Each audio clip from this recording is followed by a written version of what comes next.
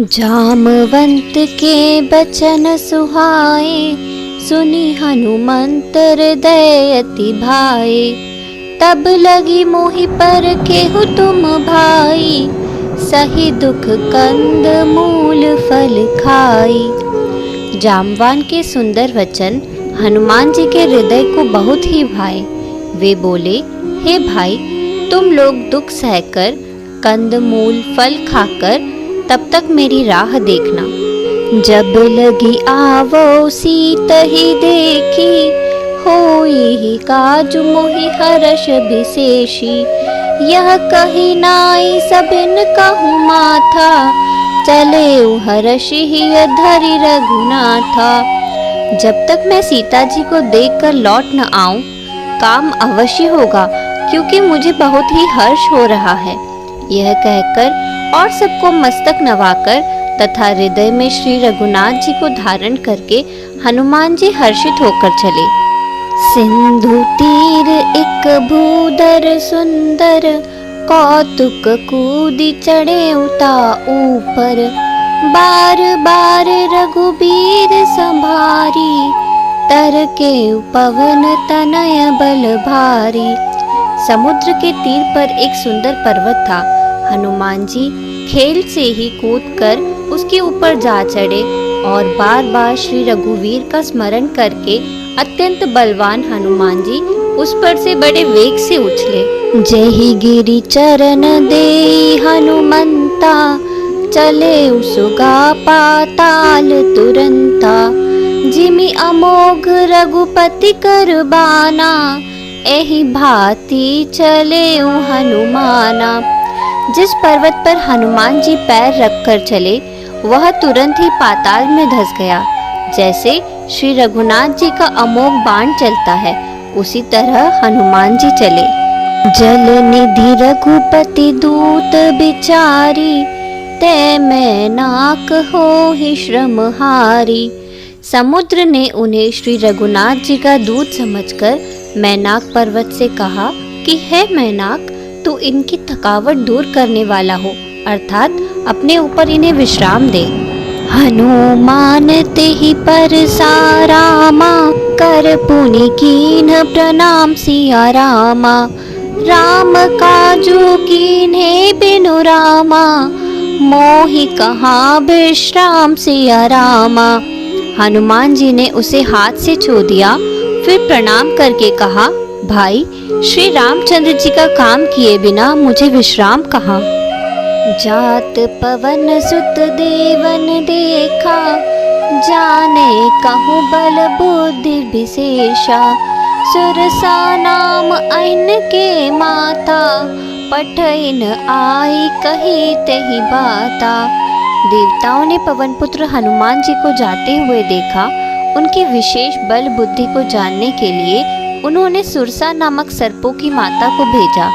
उसने आकर हनुमान जी से यह बात कही, आजु सुरन मोहि दीन आहारा, सुनत बचन कह पवन कुमारा।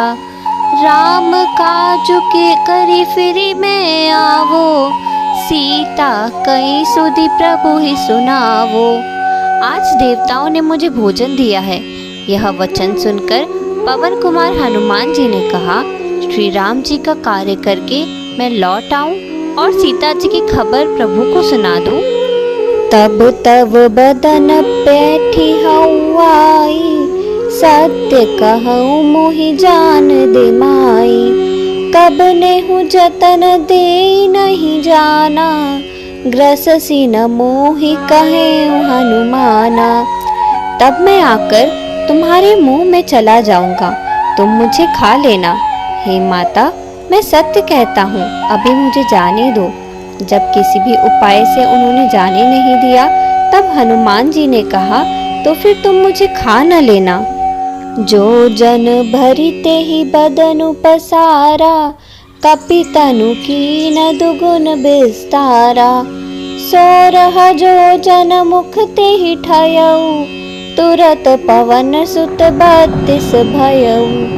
उसने योजन भर मुंह फैलाया, तब हनुमान जी ने अपने शरीर को उससे दुगना बढ़ा लिया। उसने 16 योजन का मुख किया, हनुमान जी तुरंत ही 32 योजन के हो गए। जस जस सुरसा बदनु बढ़ावा, तासु दून कपि रूप दिखावा। सत जो जन तेहि आनन कीना, अति लघु रूप पवन सुत लीना। जैसे जैसे सुरसा मुख का विस्तार बढ़ाती थी, हनुमान जी उसका दुगना रूप दिखलाते थे। उसने 100 योजन का मुख किया, तब हनुमान जी ने बहुत ही छोटा रूप धारण कर लिया। बदन पैठी पुनि बाहिर आवा, मागा बिदाता ही सिरुनावा। मोहि सुरन जेहि लागी पठावा, बुद्धि बल मरमु तोर मैं पावा। और उसके मुख में घुसकर तुरंत बाहर निकल आए और उसे सिर नवाकर विदा मांगने लगे। उसने कहा, मैंने तुम्हारे बुद्धि बल का भेद पा लिया, जिसके लिए देवताओं ने मुझे भेजा था। राम काजु सब करिहु रामा, तुम बल बुद्धि निदान से आरामा। आशीष देह गई सो रामा, हर्षि चले हनुमान सिया रामा। तुम श्री रामचंद्र जी का सब कार्य करोगे, क्योंकि तुम बल बुद्धि के भंडार हो। यह आशीर्वाद देकर वह चली गई।